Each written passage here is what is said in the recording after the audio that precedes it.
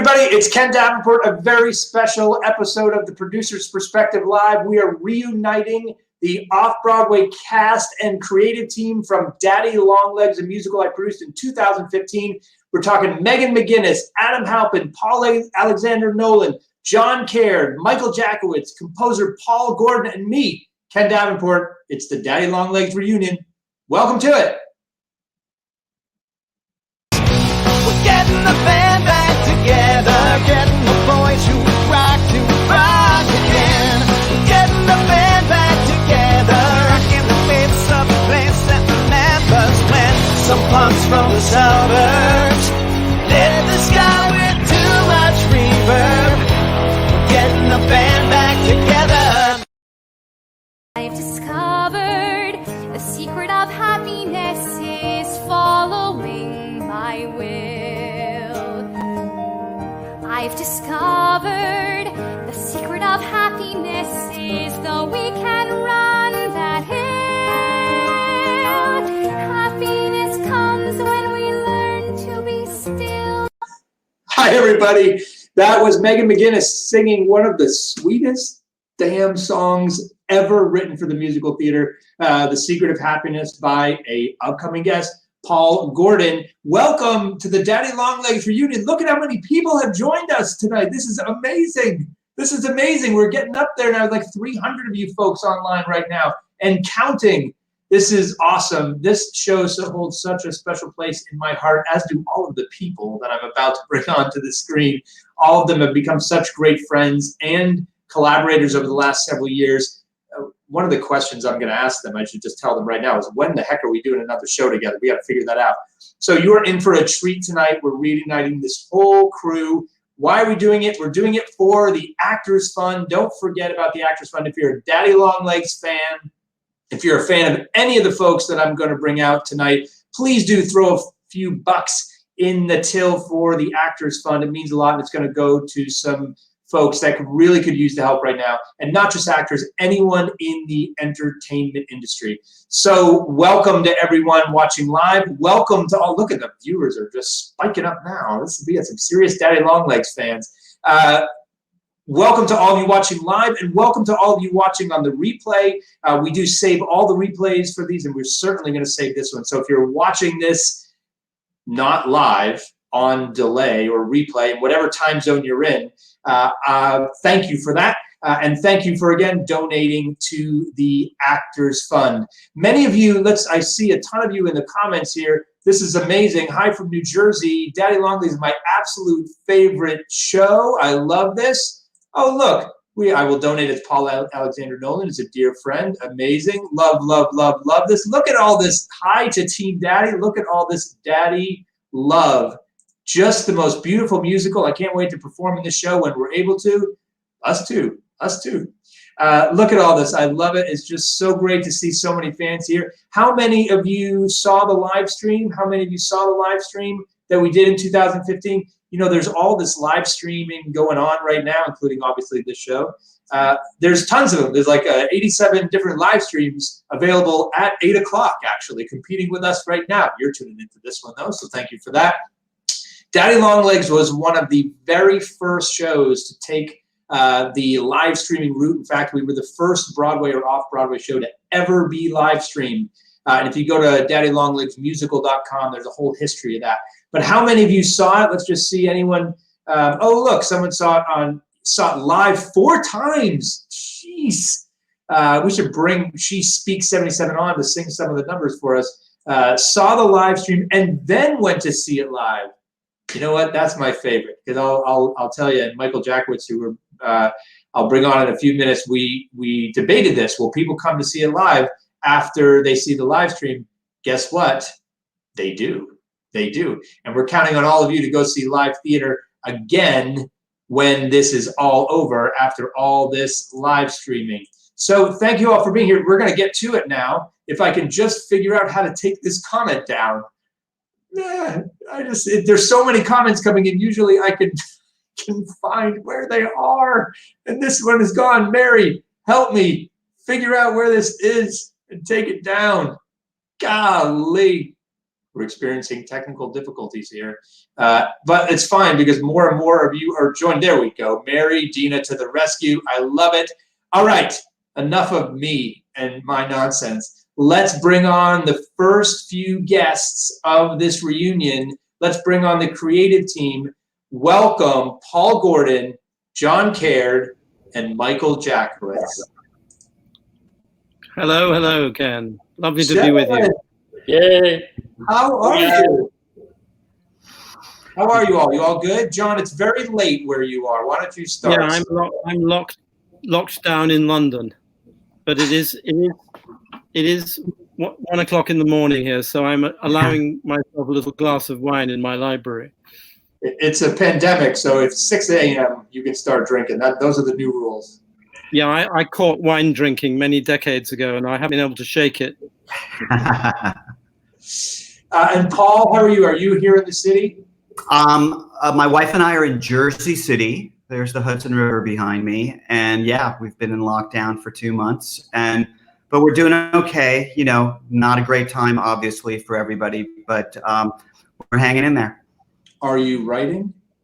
I am writing, doing projects. I seem to be busier than I've been in a while. A lot of people are interested in doing a lot of remote projects. So been working on some of those, and I owe John Caird a lyric that I'm going to get to tomorrow, I promise. Yeah, working on a lot of different things. Wait, is this a new Paul Gordon, John Caird musical we're talking about right now? This is Knight's Tale. Johnny, you can take it. Yeah, it's a show we put on in Tokyo 18 months ago, A Knight's Tale, based on Two Noble Kinsmen, Shakespeare and Chaucer. And it went down incredibly well. And we're doing a concert version of it this year. So we're adding a few songs to spice it up a bit. And we're fingers crossed it will actually happen. But of course, you just never know. We're just waiting and hoping against hope that the plugs don't get pulled on it. Yeah, it just seems like every time I make a decision to do something, at the end of the conversation, the date is pushed later, it seems. So I'm trying to not make decisions these days.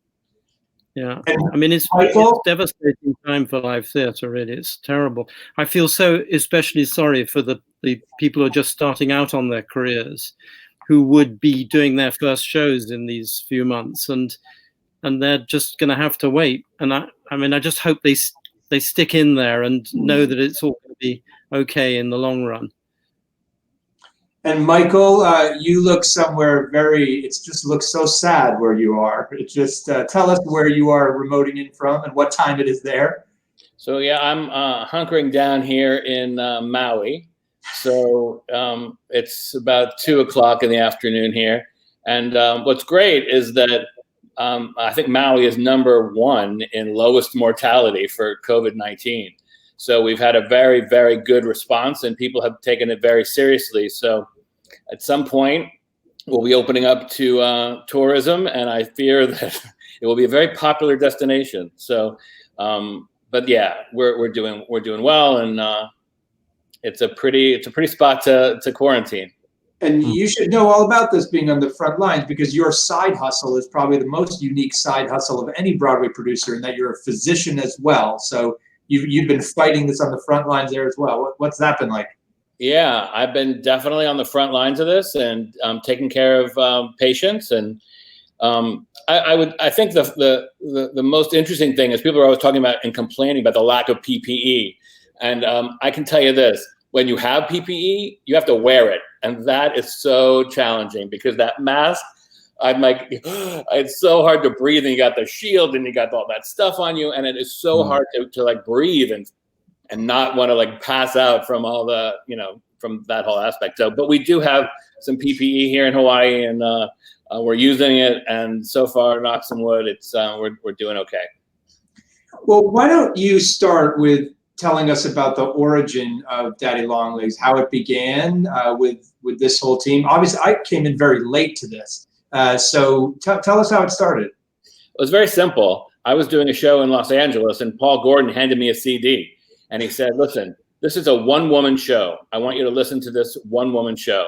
And I remember listening to that CD on my way home, and I pulled over and I can take the exact lyric, and I've told this to these guys many times, but it's during Like Other Girls, and Jerusha sings, "The bitterness of wearing your enemy's clothes seeps into your soul." And I heard that lyric, and I pulled over, and I called Carolyn Burns, who is the producing artistic director at Rubicon, where I work as director of new works. And I was like, I just found our next show. And what was great is we talked about it, and we said to John and Paul, listen, this is a great, great story, but we kind of want the Jervis character. Would you guys be willing to take this one-man show and write it as a two-person show? And they did. And you guys can tell that story, because before that, it was a much bigger endeavor. But that two-character show, we did a production. We ultimately did multiple productions. We did 3, a rolling world premiere consortium, and then that became a 6-member team, and then an 18-city tour before we came to New York. So it was really an incredible process. I think the thing that I'm most struck by is when you look at what we did at Rubicon in 2008 and what opened at your theater, it's so different. And most shows don't have the luxury of doing that. Like, we would build into each, or not each, but most of these productions, a week of rehearsal. So we could explore like what we learned, what we didn't, what worked, what didn't. And the show, we really had the luxury of creating the show that we really wanted to create. And nowadays, you go up, you have like 3 weeks of previews, that's it. You're up. And we had that. We didn't have that challenge with Daddy Long Legs. We took our time. It was a slow burn, and we ultimately got the show that we really loved and we really wanted. So Paul and John, Paul, why don't you start? Talk about the origin of the piece as a one-person musical, and then John, as the Drama Desk award-winning book writer for this musical, talk about how that morphed into 2 people, and how was that difficult, and what that process was like. I've actually never heard how it went from 1 to 2. Well, the show came to me through John, because John's wife Malco grew up reading the novel in Japan, Daddy Longlegs. I'd never heard of it. And John just gave it to me and said, see if you think this would make a good show. And John actually always wanted 2 characters. I wanted it to be a one-woman show, and I was determined to write it as a one-woman show, which I got to do for a few years until I was proved horribly wrong. But literally the novel that John gave me, he sent it to me in the mail, and I started reading it. And I think the first 5 songs came out within the first week, because I was so inspired by the language of the story and the simpleness of it. I just loved it instantly. But it really came from Malco, John's wife, and from John. It was their brainchild. So John, talk about that how challenging it was for you, or if you wanted from the beginning, to go from 1 to 2, and how that changed the show. Well, the tricky thing with the material is that the original story is written in the form of letters. And so they're all written by Jerusha to her Daddy Longlegs, the man she hasn't met, doesn't know what he looks like, doesn't know who he is, doesn't know his real name. And he isn't a character, therefore, in the original material. You find out who he is at the very end, but he doesn't feature, and he's not given anything to say, and he doesn't have a personality really, other than what you're imagining, along with Jerusha's imagination. And so it's easy to see why one would want to just go with the novel and make it a one-woman show with her singing letters. But the more I thought about it, the more I thought, wouldn't it be cool to start writing that character, to actually imagine the story from his point of view, that he gets himself into this terrible situation of helping this wonderful girl through college, but then gets caught out in the lies and subterfuge that he uses in order to conceal his identity from her. And that in itself becomes a deeply comic strain in the whole work, which I had a great time writing. Yeah, it's actually true that when John started to create the character of Jervy, which he did from scratch pretty much, he wrote these amazing monologues, and part of them still exist in the script, but I plagiarized many of them and turned them into Jervy's songs because the monologues were so good. And it was just a great turn when John kept insisting, I actually think we need him in the piece. And it was just my laziness. Like, I just didn't want to write it anymore. And John's right. In the novel, it was all laid out. It was all there. I didn't have to do anything else. I didn't really have to do any work except write the songs. It's really Johnny that did so much work in creating character. It took a lot of temerity from me, of course, because Jean Webster, who we haven't mentioned yet, the wonderful author of this work, who had a very, very short career. She died very, very young in childbirth. And it's extraordinary that her work isn't better known in America. She's one of the great American children's authors, but she's somehow been overshadowed by others. And I had to think long and hard before I thought I could improve her work. It takes a bit of nerve to look at something that is such an absolute classic and to dare to intervene in it to that extent. But the more I got involved in it, the more I enjoyed doing what I thought she would have done. I kept imagining what would Jean have written for Jervy here. How would she have imagined him?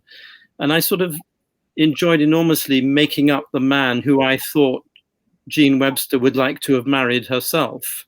With all his humor and his self-effacement and his sort of East Coast sensibility. There's a picture of him. And well, since we brought up a couple of photos of the kid, tell me about finding Megan, who we'll bring on in just a few minutes, and the casting process and what you were looking for originally and what that was about. Well, I'd known Megan for many, many, many years. I'd first auditioned her years before when she was really quite young. I mean, a real junior. And she was an adorable, freckle-faced, curly-haired child, as she still is, in my view. I was gonna say, we can see her all backstage. You'll all see her in a second. And I was like, it feels like 2008 actually right now when I'm looking at it.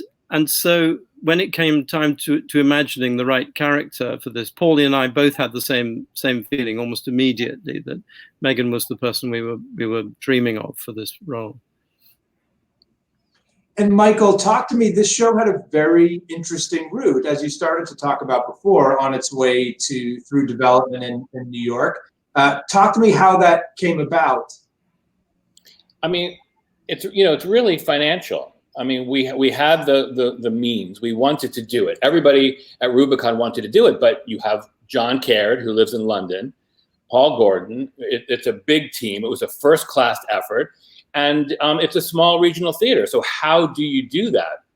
And that's why we went to a few other theaters and said, do you want to do a rolling world premiere? And it was never meant to be a commercial production. It really wasn't. It was just meant out of necessity. How could we figure out how to raise enough money to pull this together? And a consortium allows you to share production costs. And then that 3-member became a 6-member consortium. And then we kind of took it on a little tour, and we went all over. We were in South Korea, we were in Tokyo, we were in Canada, we were in London, we were all over. But it all started, out of necessity, just trying to put together a co-production so that we could afford to bring everybody over and do the work that we wanted to do. And the show has been seen now all over since we've done it here in New York, and even before it was being done a lot of places, as you said, and now it's being done all over the place. What do you think it is in this era of big spectacles? And both you and Paul and John have worked on some big spectacles of your own, Jane Eyre, Les Mis. Why do you think there's such a love for this tiny, tiny little musical? I mean, I think partly it's, people are ultimately drawn to storytelling, characters, and music in a musical. I think we're even discovering in this crisis that even with some of these Zoom musicals that have very low quality people are putting up, they're still engaging. If the story is engaging and the actors and the singing is engaging, people will want to pay attention and watch. And I think what we've discovered in Daddy Longlegs is that it's such an intimate story, and it's a small story, but we all had such love and passion for it that when we finally put it in front of an audience, we didn't know what it would be. And we were overjoyed that people responded to it the way they did. But I think it's because of the intimacy and the smallness and the specialness of it. You know what else was really interesting is, John, I remember not arguing, but we were like, this should be a one act. Let's just do a 90-minute one act. It's too much for American audiences. They can't sit through all this. And John was relentless. John was like, that is ridiculous. That is absolutely ridiculous. We want them to sit back, sit into their chairs, let the story wash over them. And you were so right. I mean, it's so literate and it's so smart. And you root for this girl and you see what she's going through. And you listen, you know where it's going to end. But it doesn't matter. The journey is so spectacular that you just love it to wash over you. And it does. And you were so right on that. So kudos. Well, that's nice of you to say. I think as well, Ken, you mentioned two other shows there. You mentioned Les Mis and Jane Eyre. And actually, the plot of Daddy Longlegs is more or less the same as both those shows. It's about, both those shows are about a little girl who needs help and gets help from a man, or helps a man, or is helped back. Who, it's Jean Valjean gets as much from knowing Cosette as Cosette gets from him, and so does Rochester and Jane in the way they exchange their fortunes with each other in their story. And this story, I think, is wonderful for audiences because whether you're a man or a woman, whether you're old or young, you can identify deeply with Jerusha and her predicament. You can identify with Jervis and his predicament. You can feel for the two characters as they wrestle their way through their relationship. And the theme of it, which is love and beneficence, charity, everybody knows something about that. Everybody has been affected by that in their lives. Everybody has given, everybody has received, and knows what those feelings are like. Michael, I remember that discussion very clearly.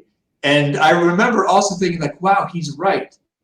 Also, this is the guy that was involved with Les Mis and Nicholas Nickleby, some of the longest shows that Broadway has seen. So, Mr. K has a tendency. Well, Paul and I are now working on the 3-act version of Daddy Longlegs. We should do a sequel. Like, what happens next? Well, there is a sequel. John, what's the name of the novel that was actually the sequel to Daddy Longlegs? Sally McBride's story, right? It's a wonderful novel called Dear Enemy. I think it's called Dear Enemy. You gave it to me and I never read it. Okay, yeah. I'm remembering now. Maybe we should weird it out. All right, Ken, we should look into that. We should look into it. I wonder if it involves having a little one, just like our real life Jerusha and Jervy. Before I bring them on, let's just talk about the live stream and what that was like for you. We Michael and I remember first proposing this idea to you, and what I love about working with both of you, and your response last night was like, yeah, okay, let's do it. What about it made you leap at that chance in 2015 when it hadn't been done before?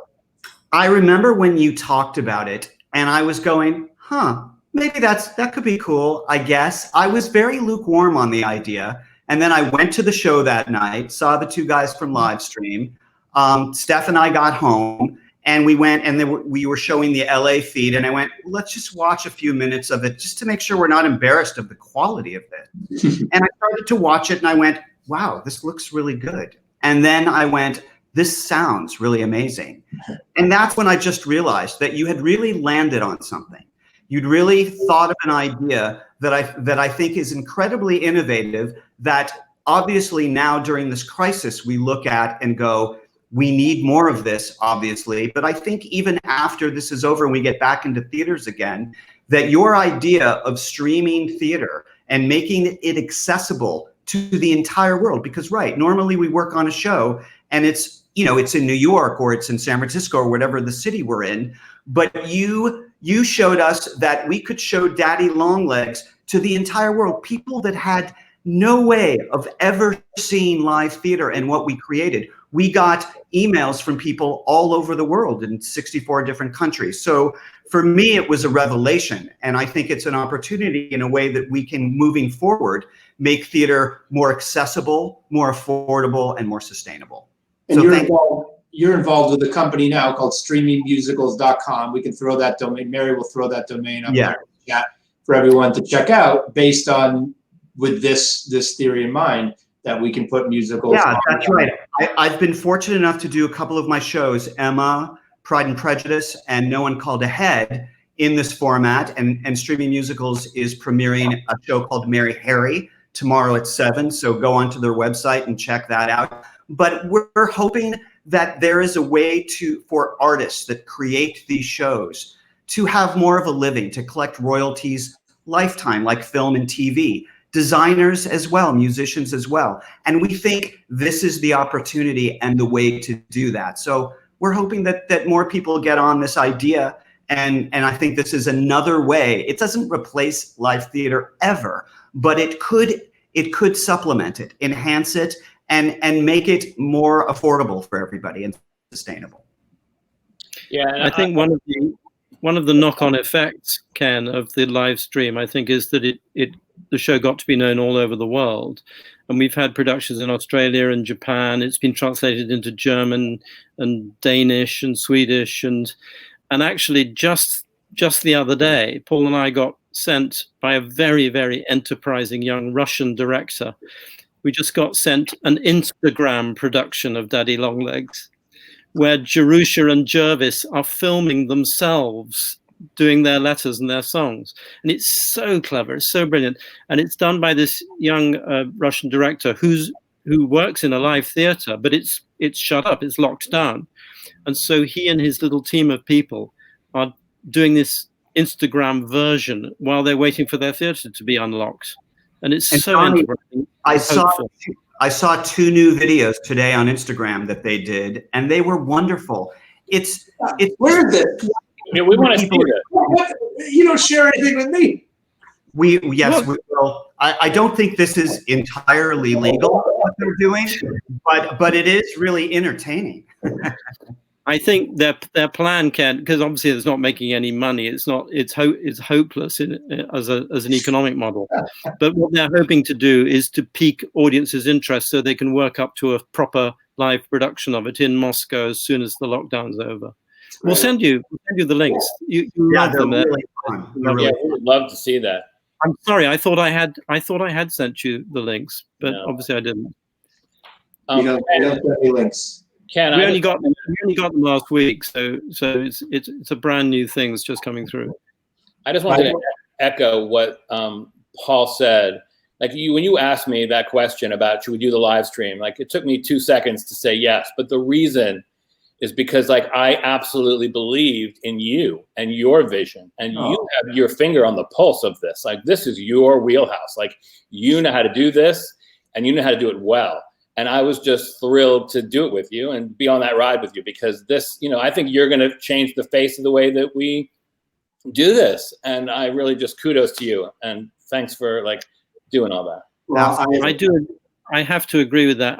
Ken, the wonderful way you responded to the lockdown is like a drug straight into the arm for me. It's sensational. The energy and the good humor and the refusal to disappear under the chaos that's going on all around us is absolutely exemplary. Thank you so much for being such a positive force. Well, and Michael, thank you for those comments. And I'm so glad you said yes, and you had such faith in me and said I knew how to do this, because the secret is I didn't know what I was doing. We were just doing it. So you described it very well.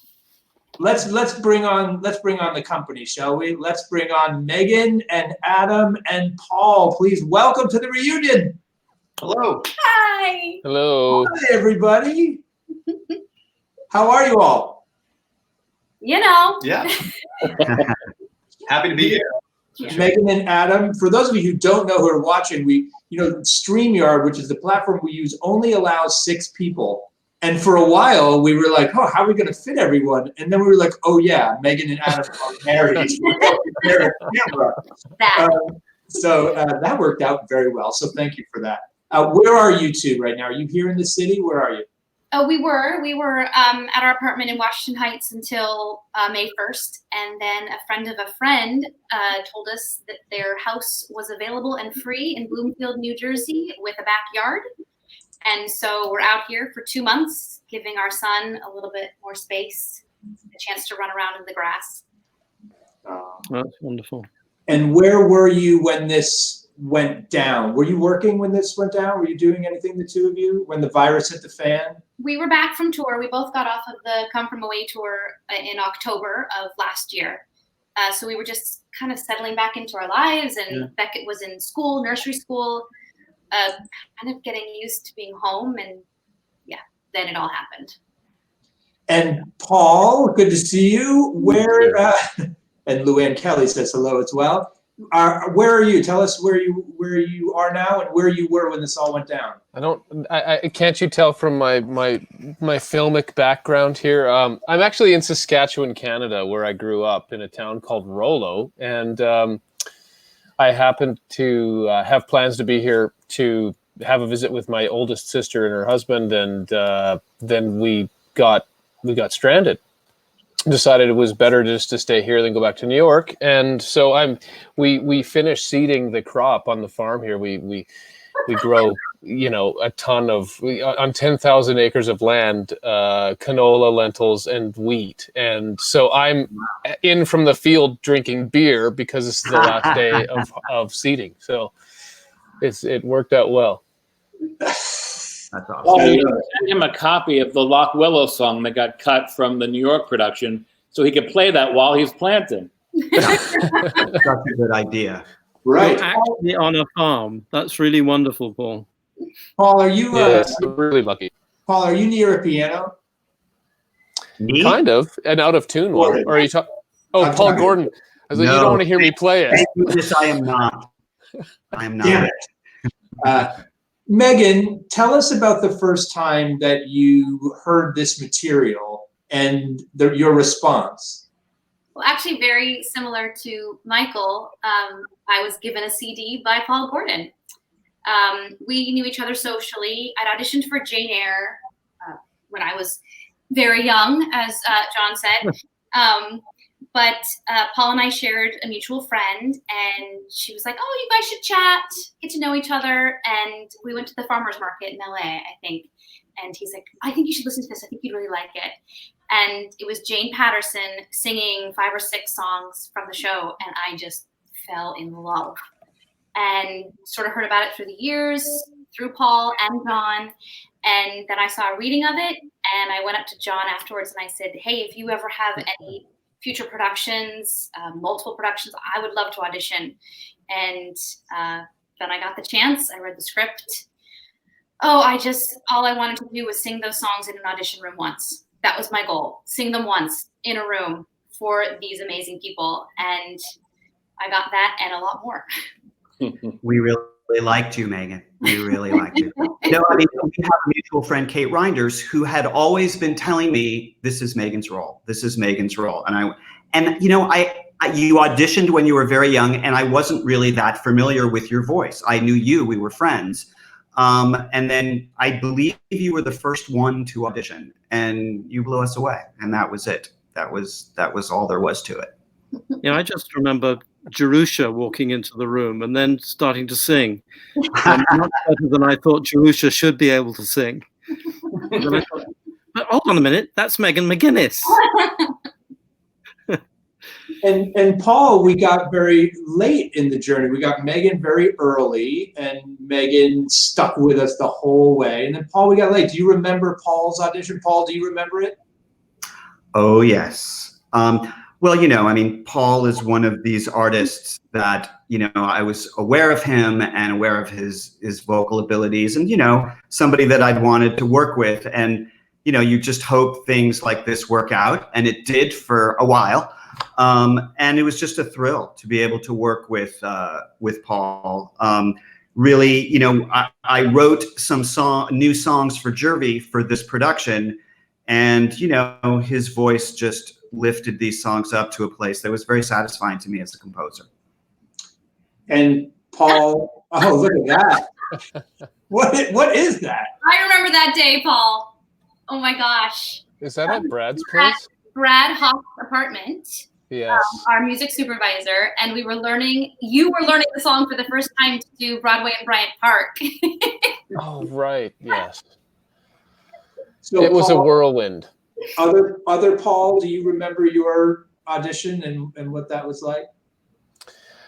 Yeah, I mean, a lot of times when you go to auditions, for me, I usually think, why am I being asked to audition for this? I wouldn't cast myself as most things. So I really rely on smarter people than me to figure out what I'm good for. And, delightfully for me, I've played anywhere from very lower class, dirty people, and dirty as in like literally guys that get their hands in the dirt, to guys like Jervis who come from money and come from education. And that for me, it has been a really fun part of my career, is getting to oscillate back and forth between classes. And John Caird, since you created this role of Jervy, what about Paul made you think, oh, this is the guy when he walked in? Well, the crucial thing about playing Jervis, the sort of personality that you need, you have to be very intelligent and witty and self-deprecating, but you just got to be kind of effortlessly classy, and be able to relax and have a good sense of humor. But Jervis is a sort of rare type of character. He's an East Coast American aristocrat of the late 19th century type. And so you just need somebody, and that's why Canadians are very good at that, because they're actually stuck in the late 19th century. I say that as a Canadian myself. A much better century to be in, trust me. But all the Jervises we've had playing, Robbie Hancock, who played it for a long time, had that same quality. And of course, Adam Halpin, who ended up playing it with Megan afterwards, who's sitting there on the sofa with her, had that same quality of classiness and intelligence and the ability to be shy without having to act it too much, So Adam, let's get to you. And when Paul left the show, all of us were like, who's going to play this role? This is like, how are we going to find anyone? And you, of course, had seen the show how many times before you even considered doing it? I mean, more than anyone. I mean, we started dating and in 2008, and she was doing the show months thereafter, like shortly thereafter. So I would guess 60 to 70 times, and because I would visit at one of the cities in Cleveland or Chicago or the Rubicon, and I'd see it 3 to 6 to 8 times while I was there. And yeah, it just grew exponentially, and saw it in London, saw it everywhere. So I felt like I knew it as well as anyone, but only as, as the partner, as the supportive, this is your show, babe, and it was the greatest thrill of my life to sit in that audience every time and watch her tell that story. Did you ever think about like, oh, I could play this one day. I can do this. I should do this someday. I wonder if they'll let me do this. Never once. Never. Yeah, we had came kicking and screaming. Adam thought he was completely wrong for the show. But I remember when we. Oh, look at that. Adorable. But I remember when we first proposed the idea after Paul had left the off-Broadway show, and when we first proposed the idea, I remember saying, but do we really want to be the cause of splitting Adam and Megan up? And then we were like, who cares? It's showbiz marriage. Yeah. But I remember actually discussing that with them. If you're sure this isn't going to make you want to kill each other, then you're on. We'll do it. Yeah, I think you gave us a list, John, of rules. Yeah, I remember you guys had rules. Was either you didn't go to the theater together or you didn't go, I don't remember exactly what it was. It was, the first rule was never travel to the theater together. Sort of like create that space. Good rule. And then the other, obviously, was don't, the one we didn't really abide by, was don't talk about the show outside of work. Yeah, that's not gonna happen. Good Yeah. luck. That's not gonna work out. Do that a lot. A No, lot. but I knew they wouldn't be able to follow the rule, but at least they knew it was a rule. So they were ready to accuse each other if they broke the rule. That was the main point. Yeah. It was inevitable that when I started, that Megan would just note me all the time, as she should. In a loving way. I mean, I noted her sometimes, you know. He did. You know? But it was, I was terrified to start in so many ways, but it ended up being bar none, the greatest experience I've had on stage to this date, and such a special, singular experience. I mean, doing a 2-person show that I grew to love so much, knew every word, and never got tired of as an audience member, and then got to share that and step in it. It felt out of body often, and it was just such a thrill. Paul Nolan, what was your favorite part of performing Jerva? You have a favorite moment in the show, something you love to get to every night that you really dug into? Yeah, well, I'll say there's 2 answers to this. I loved singing The Secret of Happiness with Megan because it was such a pretty song, and I'm glad that on one, I think it's the reprise, I got to sing some of it. But mostly I was terrified doing that show because it's 2 people on stage for 2.5 hours, and I think I had 2.5 weeks to learn it. So I had notes all over those pages telling me what to do next. And Adam, I don't know if you adopted those notes or if you created your own, but I had underlined where I spoke and where I didn't speak. And that choreography was kind of like a dance for Jervis because I wouldn't have known where I was if props had misplaced or put them in the wrong spot. And so I don't think that ever happened, thank God, because it's a moving train, that the show, and it goes like a bat out of hell. And Megan knew it in her sleep. She knew my lines. No, I didn't. You did so. So you know, I knew that I had to kind of get on that train and go. I think the typewriter was one of the tougher sections, though. Do you remember the typewriter section?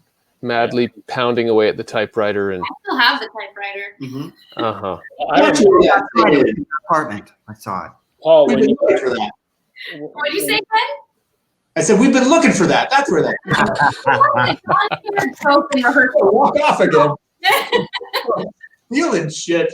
I remember when Paul got cast and we had like 2 weeks of rehearsal thinking, how is this guy going to do it? I remember taking you to lunch or remember I said, we were all a family, like the whole company, we were all one big family. And I'm like, I got to like make this guy feel comfortable because otherwise he'll never get through it. And I remember there's a picture of you flayed out on the chair on the set, like, oh my God, what have I agreed to? But you stepped it up, my friend. yeah, that was a lot of crazy person on the subway reciting lines to myself. I had it all recorded, and so every back and forth. I lived in Astoria at the time, and back and forth. I just had that. And on the day off, I was working on lines, which I try not to work on my day off because there's only one of them a week, but I had to because fear is a great motivator. Always. Megan, your favorite moment in the show, the moment that you loved doing every night? That's so unfair. Impossible for me to answer. I mean, like a favorite moment every 10 minutes, maybe. There were certain things that would hit me on nights. But I don't know, every time I would sing Like Other Girls, that was kind of like when the engine would really start for the show. So I always loved that. Every time I sang things I didn't know, because I loved the list of all the things that she learned, and very comparable to what I learned in college and had memories of. The War of Letters, because of the fast pace and the clever words. The Secret of Happiness, because I had to tell myself every night, maybe just this once I can learn what Jerusha is trying to teach us all. I couldn't know someone less because it's just so fun to sing. The end of the show because it's so happy. I mean, if you have 2 hours, let me just do the show, and those are my favorite parts. Megan, do you remember when I think we were in Cincinnati, and somebody had said, you know, I have torn you from my heart. We've kind of played that beat. We don't really need that song there anymore. And I just remember sitting back thinking to myself, that is the worst idea I've ever heard. And then everybody in the team started saying, yeah, you know, we have heard that. Maybe we don't need that song. And I thought, well, John Caird is never going to agree to that, so I don't have to worry. And then Johnny says, yeah, you know, maybe we don't need that song. And I was like flop sweating. I couldn't believe it. And then we did the show for like 2 or 3 cities without that song, which is my favorite song on the show. And then it came, I don't remember how it came back, but it came back as a mashup between Charity and which to me is one of the great moments of that show. How did it come back? Does anybody remember? I remember, I think we were in Arizona, maybe Megan will correct me, but I remember being in a dressing room trying to write the Charity section into the end of it so that we would do it for the first time, because we all came up with this idea and we all realized we missed the song too much. So we put it back, but we wanted to connect it with Charity. And I just kind of remember writing the counterpoint in the dressing room, like right before we were going to rehearse it. So I think that might have been Arizona, but I don't remember. Some of my favorite memories of the show were those weeks before we would start each production. Yeah. Our family again, just talking about what worked, what didn't work, what we missed, what we wanted to add. And we were actually in, I think it was your apartment, Paul. It was you and me and John and I think Rob Hancock. And we were just talking about it, just chatting, how we missed the song and what could we do. And one of you geniuses had the idea to put it together, and then it was history. Well, I was apoplectic that whole time. Yeah, Well, I think you know, I mean, it is fair to say that Paul has an unfortunate need to cut his best work from all the musicals that he works on. You know, you're with Jane Eyre. We were about to do a revival of Jane Eyre, and Paul said, "Do we really need Brave Enough for Love?" The song at the end, it's kind of doesn't work, really, does it? And I had to say, I had to literally stop him from self-harming. You'll never let me forget this. As long as everything's it's actually rather, it's a brilliant thing. It's a much better quality to have in a writer than somebody who can't let something go, even though it ought to be cut.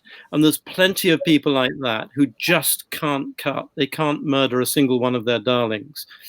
And it's actually a very good self-disciplined quality to have in a writer. But sometimes it can result in appalling self-damage. Well, that's why I have you, Johnny, to protect me from myself. Listen, you two do that very, very well together. Yes. I've never seen a collaborating team do that as well as the two of you do. We are very comfortable with each other now. We are comfortable screaming at each other and praising and just ignoring each other or forgetting we were supposed to write something. Can you talk about someone, just a question from the crowd here about, since you mentioned Lock Willow, talk about why you cut Lock Willow.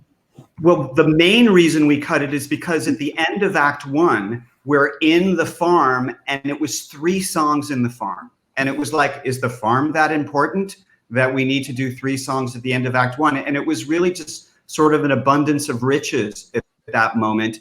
And it was about pacing and length and you know, that's why we had the luxury of doing so many productions to feel like each time we improved it. But, you know, I still miss that song a bit. Can I add, though, that Brad Hawk, our music supervisor and orchestrator, added in much of the Lock Willow theme song. Underscore, yeah. As underscore, so that at least we could feel like it was still there, because we missed it. I mean, we all knew it was the right thing to do, but we missed it. And of course, that was a song cut from Jane Eyre originally. So it's had many lives, that melody. Wow, And right? I sang it to our son every single night for his bedtime song for 1 year. The first year. Look at this. Kelly Roxton just asked this question. Do you ever sing the song to your son? As a matter of fact, Yes, and I was pregnant with Beckett the last 6 weeks of our run, so he's heard all the songs. Stereo. 3 songs on a farm doesn't seem like too many for Paul Nolan, who's got lots of power. He's singing all his songs on the farm now. Farming away. I love it. Adam, your favorite moment? Someone asked, watching Megan, like on stage.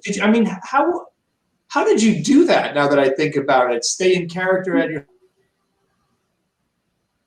You love to watch her do? You broke up a little bit there.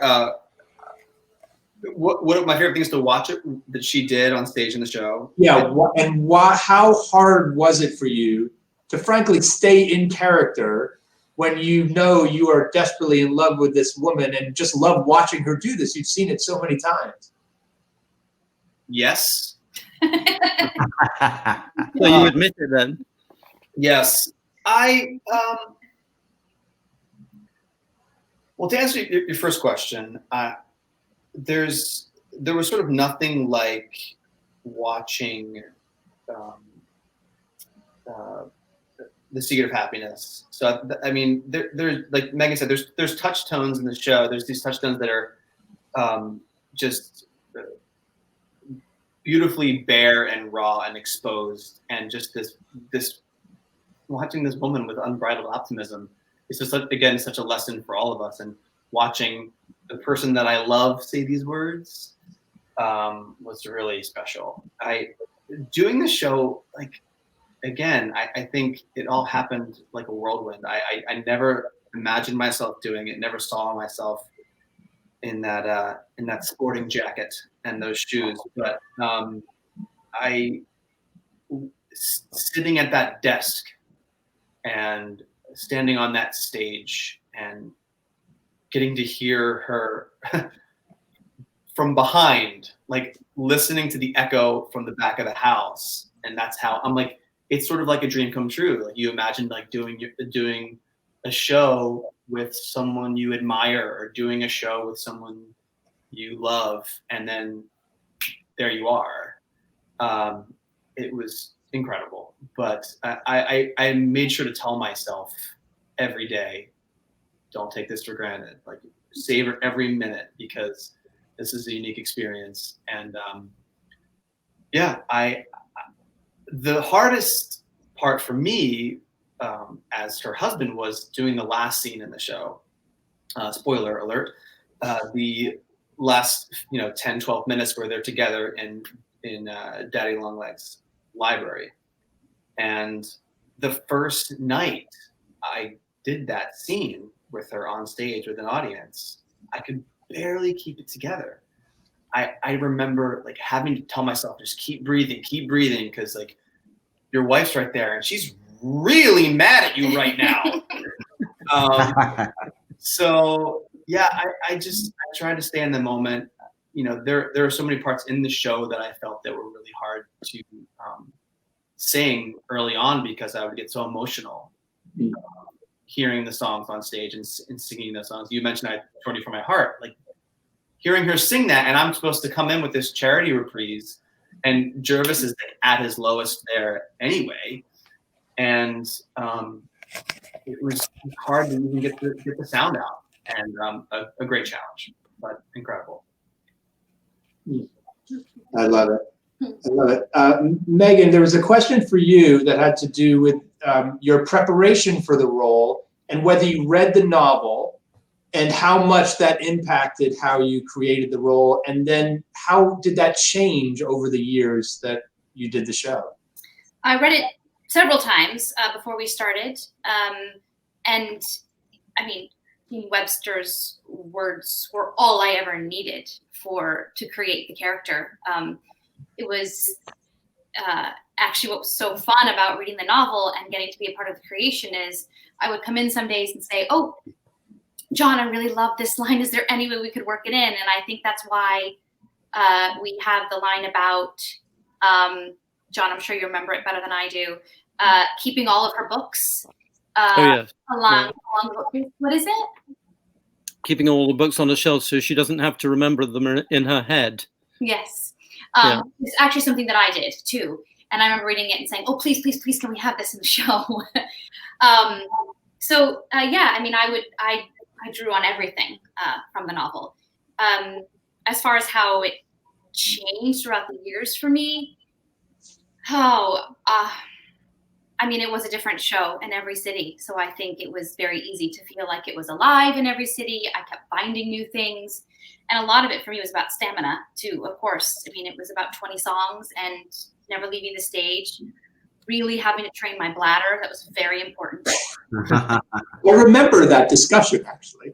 I remember us talking about this. It's important. Especially when you were 6 weeks pregnant and doing it. Yeah, there was that. But did I tell you? I don't think you do. Oh, no, I did. Johnny, I love this picture. Oh, that's lovely. I mean, I just want to do this all over again with all of you. I mean, performing the show was great, but creating it was even better. I mean, but Megan, you've directed it since. I directed a production at Theatre Raleigh, Lauren Kennedy's theater. It was awesome, really fun, quite a challenge. John gave me his blessing to take whatever I wanted from our show, but I felt like I did sort of my own version. I feel so sorry for the poor person playing Jerusha. How on earth did she manage to exist in the same room as you? It tells me that I did a very good job with her and making her feel comfortable. Well, that's good. It was really, really cool. I have to say, talking of the novel, there are wonderful scenes in the novel that I was so sorry we weren't able to include in the show. There's one in particular that keeps coming back to me at the moment with these terrible things that are happening to us all the time. There's a marvelous moment in the novel when Jerusha grows up, because she realizes that there's a very poor girl who lives near the school, the college that she's at, who's working very hard as a laundress to keep body and soul together, and is working to keep all her brothers and sisters, and her mother is sick and her father's dying. And she writes a letter to her daddy Longlegs to persuade him to give this young woman some money so that she can survive. And it's a wonderful moment in the novel, because it really shows that the moment that Jerusha, the orphan, grows up is when she understands that there are people who are even more needy than she is, that however tough life is for you, there's always somebody just around the corner for whom life is even tougher. And I think it would be a wonderful message to put into the show at this point. You know, we did a new production of it at this point. I'd love to just put in an extra 2 minutes. Paulie, you could write a new song. Yeah. I love it. Any other fun? Yeah. Can I just say to anybody watching this who makes musicals and has the the gift of making musicals, like what we had with Daddy Longlegs is like the ultimate goal, right? It's like we were such a great team, and it was a team, a true team. And we've all done a lot of shows, but there was something magical about this. And I think it comes out on the stage. It comes out. It's not just the work, but it was the way that we all interacted, the way we respected each other. And I will just, of all the shows I've ever been involved with, this will always hold a very, very special place in my heart because of this group on this, and the ones that are watching, and, Brad and Carolyn and a lot of the other people that have joined us on this, this path. But it was really, it's the goal. You're lucky if you get to do it. And we did it with this show. So I'm very grateful to all of you. Well said, Michael. Thank you. As am I. I mean, with every word of that. You guys, actually, Jane Kaplow is here. Do you remember the reading we did in my studio that was almost fully staged? Jane, I know Jane. One of my employees, when you guys did it for me. I mean, you had me from the get-go. And what I love about the show is every time I saw it, and I didn't even have to see the full show. Every time I walked into that theater, something about it would just break my heart just a little bit. And I just remember welling up and being like, why am I crying again? What is it? I know how this ends. So it's one of the best experiences I've ever had in the theater, working with all of you. and putting the show up. And I'm so glad we got to capture it and make it available on Broadway HD so these performances can live forever. And I'm so glad you are all here tonight. It's so good to see you. You too, Ken. Thank you for arranging this. This has been really fun, and it's been great to see everybody. Yeah.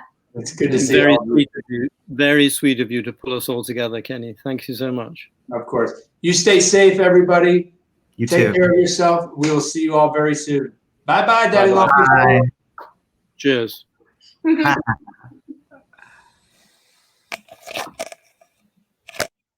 And that is the Daddy Long Legs reunion. Thank you so much for tuning in. Don't forget, if you haven't seen the show, you can see it. And guess what? You can see it for free. Go to BroadwayHD.com right now. Use that code. You'll get a free trial. Go watch it. You'll see real-life married couple Adam and Megan do Daddy Long Legs and all the songs and all the scenes we just talked about. So go check that out. Stream the recording because you'll hear Paul and Megan sing that reprise of Secret of Happiness. So there's lots of ways to still show your love for Daddy Long Legs. I'm going to go watch it tonight. I listened to it this afternoon. I'm going to go watch it now. So do that. And someone did ask if you could perform it. Yeah, you can get the rights. Just go to Music Theater International. They will listen. They're doing it on Instagram in Moscow. So yeah, you can do it. Go for it. And you know, we also do this for the Actors Fund. Don't forget, I get so wrapped up in these things, I forget to do that call to action. We are here for the Actors Fund. Don't forget, if you enjoyed tonight, there's a whole bunch of you watching tonight live, and there will be whole bunches of you watching on replay. If you enjoyed this reunion, if you enjoyed Daddy Long Legs and you're a fan, please do me a favor and throw a few bucks in the till for the Actors Fund. It'll go a long way, and there's a lot of folks that could really use it right now. So thank you for that. The Something to Make You Smile on every single one of these live streams. We end it in this difficult time with something to make you smile. You know what it is? It's Daddy Long Legs. Go check it out on Broadway HD. We negotiated that trial just for you. Use that code. Go get in there, get it for free, and watch the show tonight. And just cancel the membership afterwards. Just cancel it. And just like watch Daddy Long Legs every single day. Be like Adam watching his wife. Just watch it like 17 times this week and then cancel it right at the end. Ha! Free Daddy Long Legs just for you. Thanks for tuning in tonight. It's so great to revisit this show with all of you and to see so many of you here and so many fans. It just warms my heart just like the show does. Thanks for being here, everybody. Tomorrow, 8 o'clock, Des McAnuff, director of Jersey Boys and Ain't Too Proud. We'll see you then. Getting the band back together.